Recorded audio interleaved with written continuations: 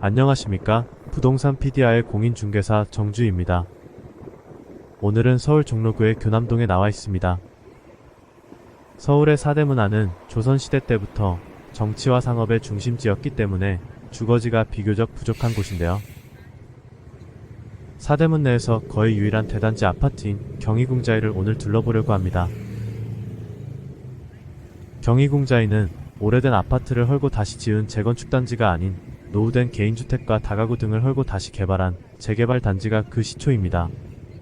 이곳 서대문역 일대는 서울 도심을 끼고 있는 우수한 입지임에도 불구하고 한양도성 등의 문화재와 각종 행정기관들로 인해 재개발이 오랫동안 더딘 곳이었습니다. 그러다가 서울시의 2차 뉴타운 지구 중 하나로 선정이 된 후 도심은 뉴타운이라는 이름으로 2013년 착공이 시작되어 2017년 경희궁자이라는 이름으로 재탄생되었습니다. 방금 보신 아파트는 동아아파트라는 48단지 규모의 나홀로 단지입니다. 원래 경희궁자이와 함께 도심은 뉴타운 계획에 포함될 계획이었으나 안타깝게도 분담금 문제로 인한 주민들 반대로 재개발이 무산된 단지인데요. 경희궁자이가 준공된 후에는 이름도 앞에 경희궁을 붙인 경희궁 동아로 바꿨고 심지어 도색까지 같은 색깔로 칠해서 얼핏 보면 같은 단지로 보입니다.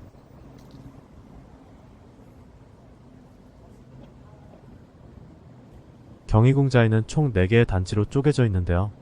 임대주택 위주의 1단지와 오피스텔 위주의 4단지를 제외한 2단지와 3단지의 대부분의 세대들이 모여 살고 있습니다.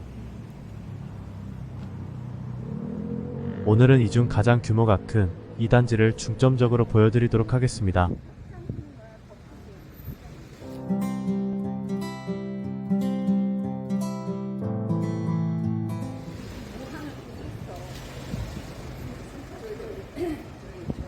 요새는 이름들이 많이 거창해졌지만 원래 GS건설의 아파트 브랜드인 자이는 단지 이름을 매우 간편하게 짓는 편이었습니다.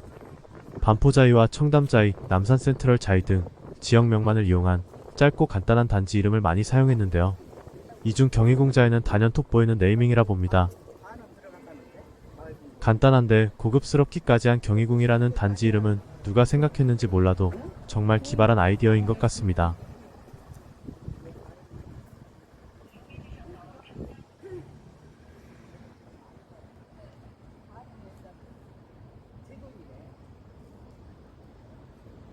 요새 신축에서 많이 보이는 완전한 차량 진입 금지 단지는 아니고 지상의 주차장 입구까진 차량이 다닐 수 있는 구조입니다.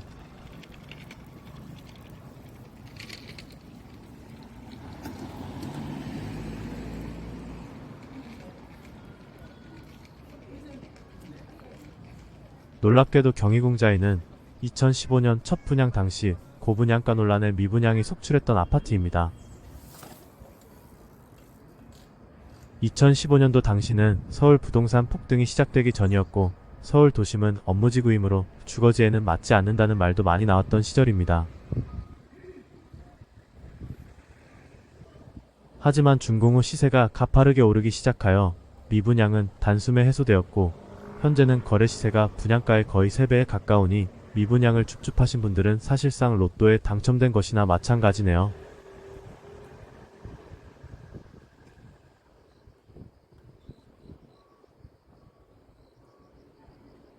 전체적인 조경 분위기는 반포동의 레미안 퍼스티지나 개포동의 DH 아너힐스 같은 강남의 고급화된 대단지 아파트들의 조경과 비교하면 비교적 평범한 편입니다.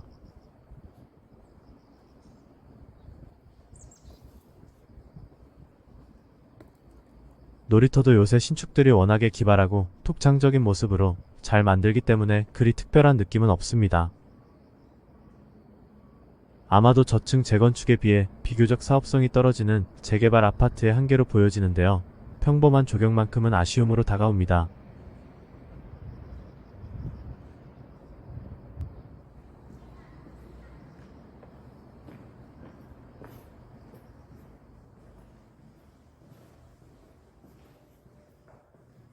오늘은 휴일이라 그런지 아쉽게도 문을 닫았네요.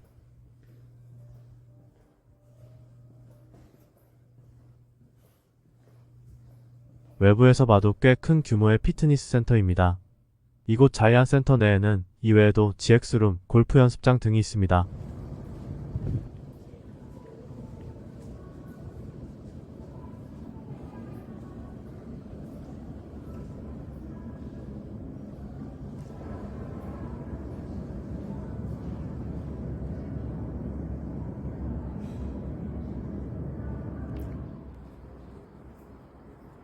입주민 전용 독서실입니다. 남녀 각각 40자리가 있으며 모바일 예약도 된다고 합니다.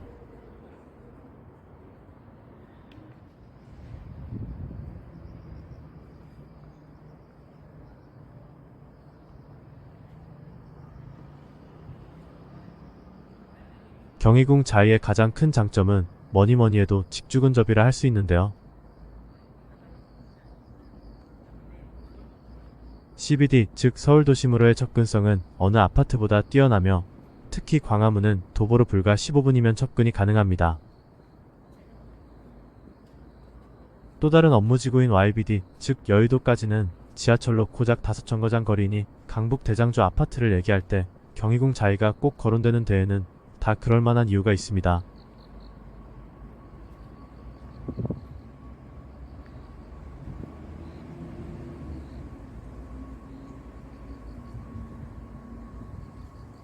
지금까지 보시다시피 비교적 경사가 있는 곳에 지어진 아파트치고는 평탄화 작업이 꽤 잘 되어 있어서 마치 평지에 지어진 아파트 같은 느낌이 듭니다.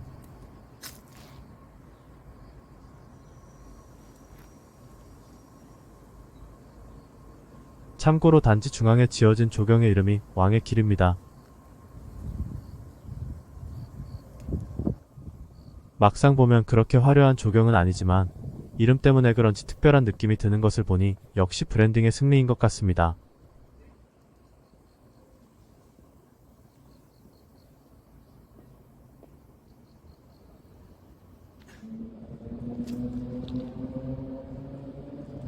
평탄화 작업은 잘 되어 있지만 단지 안으로 들어갈수록 약간의 고저 차이는 있으므로 1단지 쪽으로 이동 시에는 보시는 바와 같이 계단으로 이동해야 합니다.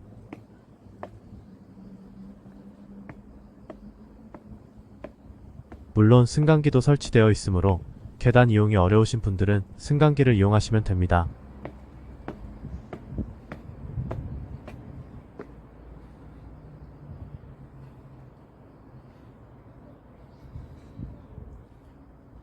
아파트 동들의 디자인은 무난한 타워형이나 판상형 형태이며 대부분의 동들이 남향이나 남서향, 남동향 방향으로 배치되어 있으므로 낮 시간 동안의 채광 문제는 없어 보입니다.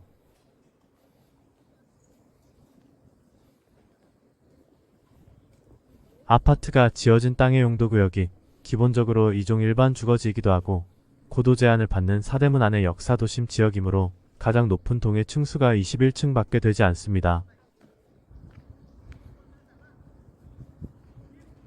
하지만 낮은 층수 덕분에 좋은 개방감을 느낄 수 있고 애초에 고즈넉한 사대문 안의 분위기상 초고층 아파트는 어울리지도 않습니다.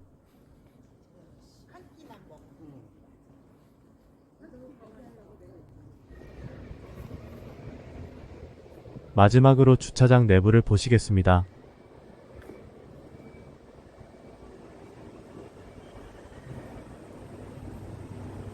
주차장은 추출입구와 부출입구 양쪽을 통해서 바로 진입이 가능합니다.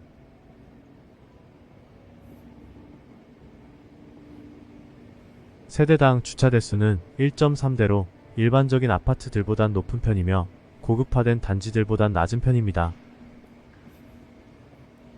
하지만 광폭 주차장으로 설계가 되어 있어서 웬만한 대형급 자동차들도 여유롭게 들어가는 모습입니다.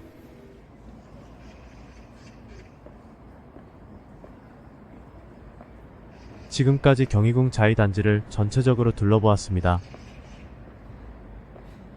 전체적인 단지의 고급화는 아쉬움으로 다가오지만 부동산에서 가장 중요한 입지라는 측면에서 이곳 경희궁 자이보다 확실히 위에 있다 할 수 있는 아파트는 적어도 강북 내에서는 떠오르지가 않습니다.